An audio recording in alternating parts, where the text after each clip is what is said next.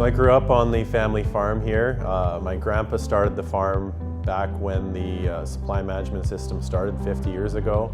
And now I've taken over this one 4 years ago, and we've gone to a cage-free aviary system and moving forward with that. One of the unique things about the BC egg industry, and really across the country, is that it's made up of family farms.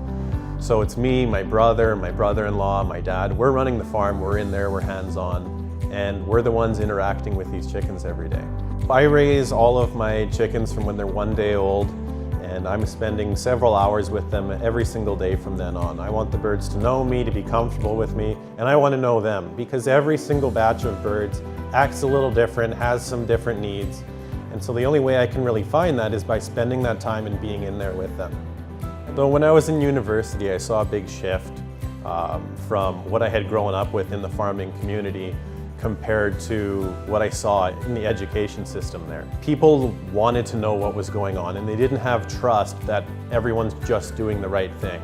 And so that's really shown me, as I've come back to the family farm now, that reality is, us as farmers, we have nothing to hide. And it hurts some of the older farmers and the older generation that that assumption of trust isn't there. But we need to recognize that if we open up our doors, people will trust us because we're doing it right. So that's one of the challenges I have as a farmer. I really believe in transparency and having open accountability to the public who's buying my eggs. It's a trade-off though, because I want my birds to stay healthy. And there's a big risk of disease and things like that, and that's why we have strict biosecurity on the farms. So that's why as farmers we need to do things like this. We need to do these interviews. We need to go out to the grocery store, to the fairs, to the exhibitions and things like that, and open things up to smaller groups when it works and follow those strict biosecurity rules. As an egg farmer in Canada, we have to meet the requirements of several national programs, one of them being the National Animal Care Program. It has a stringent set of rules. There's no room for failure on any of those issues, and that's how they ensure that all of us as egg farmers are making sure that the needs of each animal is being met to the top level of care.